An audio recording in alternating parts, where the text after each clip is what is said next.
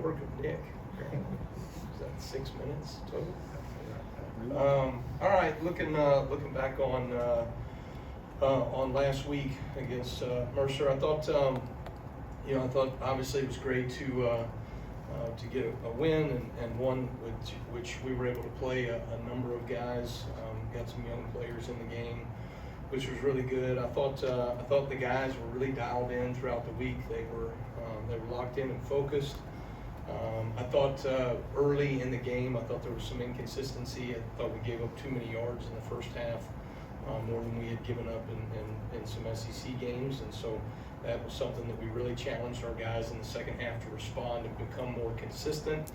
And what was exciting about that was, even with some younger players playing in the game, we played with a lot more consistency. The end of the second half, or excuse me, the end of the first half, and then the rest of the game in the second half, I thought we played pretty consistent football. We are continuing to take the ball away from people. There's a sense of urgency from our guys to do that. There's an effort that you see play in and play out of our guys trying to take the ball away. Obviously, the takeaways themselves, the forced fumbles, the interceptions is what everybody else sees. But when you go back and you watch the film, there were numerous times where our guys are trying to take the ball off of them, and it's just a matter of time before, on any given play, you can create a takeaway. And so I think our guys have to continue to do that. I think that's become a huge piece of our identity as a football team. We're taking the ball away from people, we're turning those takeaways into touchdowns, and that has to continue. So going into to this week, this is certainly an exciting environment that we're going into play in Norman, Oklahoma. A very proud program who's entering the SEC obviously this year, and is going to fight. I think they've had some ups and downs, but I think they've fought really hard as a football team, and they've got a quarterback that to me is very talented, can make all the throws. Does some things with his feet that obviously has kept them in position to move the chains. He does a really good job in some of their zone read game and all the different quarterback option concepts that they have. Does a nice job delivering the ball, can make all the throws across the board. I think they run the ball hard out of the backfield. And then they've got some guys that are coming back in their wide receiver core that are pretty dynamic, and when they were healthy at the beginning of the year, they were doing some really special things, and you're starting to see those guys back and playing now. So it'll be a great challenge for us, again, going on the road. Certainly what we were able to do the last time on the road, I think our players have understood what it takes to go have a sense of urgency, to go play well on the road, and so that needs to show up this Saturday night. So looking forward to the week of preparation and prepare our guys to maximize their opportunity in Norman. Thanks, Coach. Let's start with Nick on the front side. Yeah, you're third in the country right now in takeaways with 24. What culture-wise did you try to instill, and that you really feel has locked in by now for these guys to really be getting takeaways? Yeah. My dad taught me this years ago. I mean, takeaways, it's almost like muscle memory. You have to continue to preach it. You have to continue to drill it. You talk about it before we go out to a scout team period. When we start every practice, we start a takeaway circuit. And that started from spring ball to fall camp to every day we go out there on Tuesday and Wednesday in practice. We have 6 different drills that our guys go through that emphasize of creating interceptions, punching at the ball, raking at the quarterback, a number of different areas where you can take the ball away from an offense. And what happens is all of a sudden you do those drills day in and day out, and then you go to scout team periods and you say, okay, this period right here, we're not going to work on tackling, we're going to work on punching the ball out. So I don't want to see any wrap-ups. All I want to see is you punching the ball out. And all of a sudden it becomes muscle memory on game day. So when Damani Jackson comes off the edge in a corner fire, he thinks, okay, I have a chance to be able to knock this ball out. Well, that's the exact same drill that he's been doing for 9 months now. Is punching the ball in that exact moment. It's just now becoming muscle memory for him. So those are the things that are exciting, and certainly, like I said, it's becoming an identity of who we are as a team, and so that has to continue moving forward. Go to Colin on the left. Hey, Kane, I know he's been in the starting position for a couple of weeks now, but how have you seen Bray Hubbard kind of take on that leadership role at the safety position in absence of Keenan? Well, I think probably what's most impressive about Bray is that his level of preparation has not changed now that he is the starter from when he was backup for Keon Sapp. And so when the opportunity came, Bray was so locked in every single week and prepared like he was a starter, did a great job of communicating even with that second group of twos in practice every single day, and really was probably some of the glue that held some of those young DBs together, that when his opportunity came, he was ready for it. And so he's playing at a really high level because he's prepared at a really high level all season long. And so that's probably one of the things I'm most pleased and impressed with Bray. He's a natural playmaker. He's got great instincts on the ball. He does a really good job of understanding how to play with leverage, and from a run fit capability standpoint, he's doing some tremendous things there as well. So just really pleased when you see a guy get rewarded for all the work that he's put in, and when an opportunity comes, he's made the most of it. Let's go to Emily Grace in the middle of the morning. Coach, prior to Saturday's game, I saw you encouraging Jalen Milrow, and we often see you two exchanging some words on the sidelines. How would you describe your relationship with him? Well, Jalen is just, obviously, he's got a gravitational pull about the way that he carries himself, right? Here's a guy that, is extremely talented, has, probably a ton of, what do you want to say, attention and fame and all those other things, but, doesn't ever walk by you in the hallway without saying hello, asking about your family, asking how you're doing, and I think a guy like that is just really impressive to me, the way he carries himself. I enjoy being around him. I enjoy talking to him all the time. I've always said, a quarterback and a punter or a defensive coordinator's two best friends, and so I like to hang out with my friends every now and then, right? So and encourage them. So they, I think the way that he has battled through some of the adversities that we've had this season is really impressive, and that's really what that conversation was about. Here we are on the back end of the season in November, battling our asses off every single week, and I think he's a huge reason of why we've been able to have success in this moment. So just giving him a little encouragement. I hope the volume wasn't too loud whenever you caught that. Let's go to Tony on the front left. How would you assess your team's pass rush in the last couple of weeks, and then going up against Oklahoma? Does that present? How do you exploit with them being last in the nation in sacks allowed? Yeah, obviously, when you look at that, you always want to be mindful of disrupting the quarterback, and I think you have to do it different ways. Obviously, when you have the personnel to just simply rush somebody off the edge every single time, right? That might be one way. I think at times we can do that. I think our success in generating pass rush has been through creating multiple looks up front, and so we'll continue to do those things and mix some of the pressures that we're given, and mix some of the looks, and even some of the formational or the alignments that we show pre-snap, and then what we get in and out of, so that we can create as many one-on-one matchups as possible, and then also try to schematically isolate maybe a certain guard or running back or a offensive tackle or whatever it may be. So I think we're doing a better job of that. Part of that is me being better on the back end of the season, recognizing our personnel and what we do really well.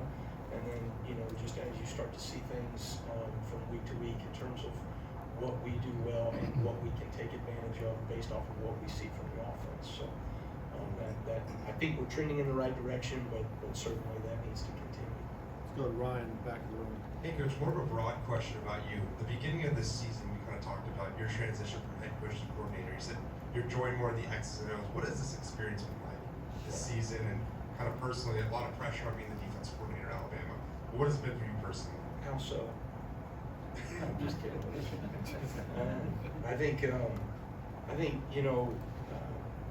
this has been it's a very different role than being a head coach, and part of me leaving a head coaching job is because I trusted the guy that was going to be in the role of the head coaching position, and Kalen, just to watch him and see the way that he has navigated this team throughout our first year.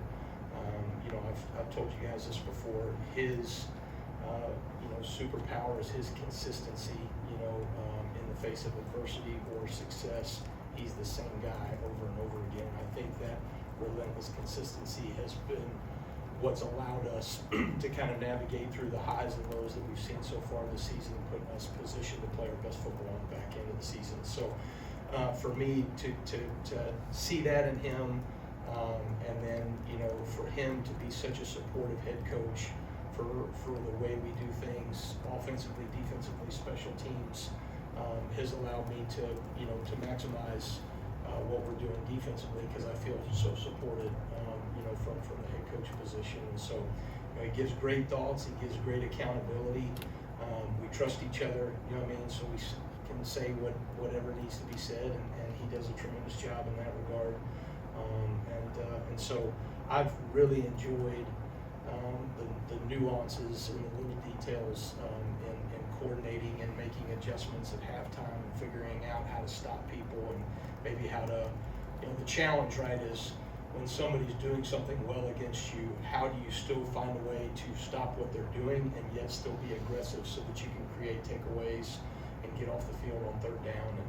And quite honestly, I would say I've gotten better and better as the season. I've probably knocked some of the rust off as we've gone through the season, and I think that's what everybody in the building has to do. I think you either get better or you get worse, and I think step by step as a football team we're getting better, and that includes me as a play caller and a defensive coordinator. We have two questions on the front right from Kennedy and then Little Joe. What'd you make of Quay Rousseau's interception, and just kind of how you've seen his confidence grow over the course of the season? Yeah, the dude's made two great interceptions, so far this year, and I think that he's continuing to grow as a football player. Part of what makes you a great defender, especially at that wolf position, is that you're creating production for the defense, and I think we're seeing him do more and more of that. That was a great, that interception came because a number of things happened well. They got in a third down call, they hard counted, they checked, we checked into a pressure, and then everybody up front, executed that really well. Deontay Lawson, we talk about matching the hands of the quarterback, so when the quarterback's hands went up, he matched the hands, the ball got tipped. Really, if the ball doesn't get tipped, Quay's really still in a really good position there to go.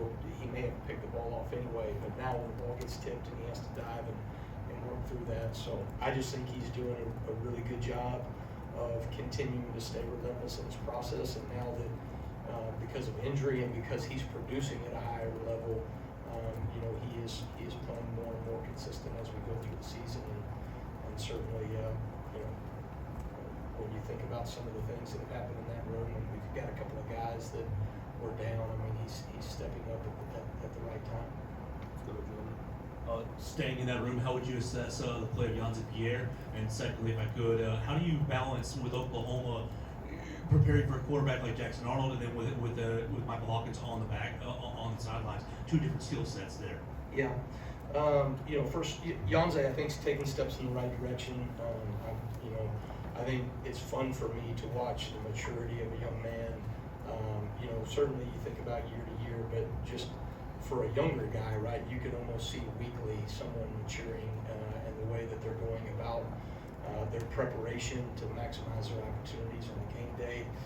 Yonze is one guy that you could point to, and there's a number of them right now in our young defense, which we are, that are trying, to operate at a more consistent level than they were early on in the season. And I think a lot of that has to do with there's a lot of older players that are setting the example, and they're starting, those older players are producing, and our younger players are saying, this is what it's going to take, right? I don't think Yonze Pierre would be in the same position had he not had Q Robinson in that room, right, as the example of what it's supposed to look like. And then from a quarterback position, that's always the case, right? You every single week, if you're doing your due diligence as a defensive staff, you go, what is this team's identity? What do they want to get done from the quarterback position, and who do they want to feature from a skills position standpoint?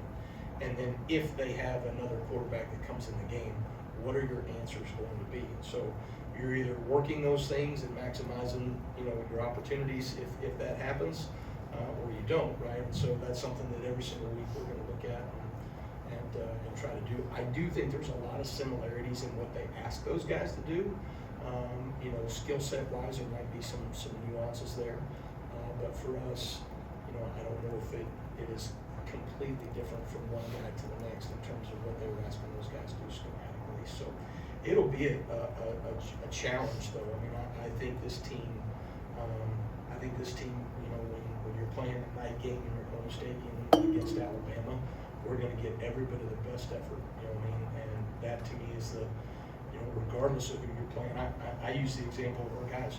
You know, the last 3 weeks, okay, you went up against 3 top 25 teams, right, and some really good offenses, and you gave up more yards against Mercer than you did against those 3 teams. So what matters is your ability to, you know, to be able to play with a sense of urgency in the moment, right, and not wait around, but to do it in from the first play to the second play to the last play of the game. And I think we're learning those things as a team. All right, we're gonna finish up with Chase on the far left. At inside linebacker, we occasionally see the sub-package with Lawson and Campbell and Jefferson all on the field together, usually with Jefferson on an edge.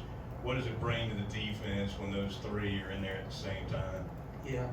Well, you know, again, all those guys are older, more experienced guys, and so certainly, you know, there's a level of experience that, you know, that those guys carry together athletically from a linebacker standpoint. Those 3 dudes are, you know, they can make space tackles, they can do things, they can blitz off the edge, they can blitz up the middle, they can, you know, play zone coverage. We can ask them to play man coverage on backs and tight ends and occasionally even receivers and with help, but they can do those things, right? So their skill set allows us to do a lot of things schematically, and those guys can cover a lot of grass and space. So it's, you know, an advantage to us to be able to have three of those guys on the field. And then I would say from the other side, you know, Jahad Campbell and what he does from a pass rush standpoint. You know, we put him at the defensive end position the other day. He goes in and gets the only sack that we came up with the day, right? So those are the things that, you know, that we've got to continue to utilize our personnel because, you know, quite honestly, right, you know, just like everybody in the country, right, everybody's a little more thin at the end of the season. And so you got to find creative ways to get, you know, your personnel in position, you know, to maximize value for your defense. And so I think getting those 3 guys on there does that. Thanks, Coach. Appreciate it. Okay, thanks guys. Roll time.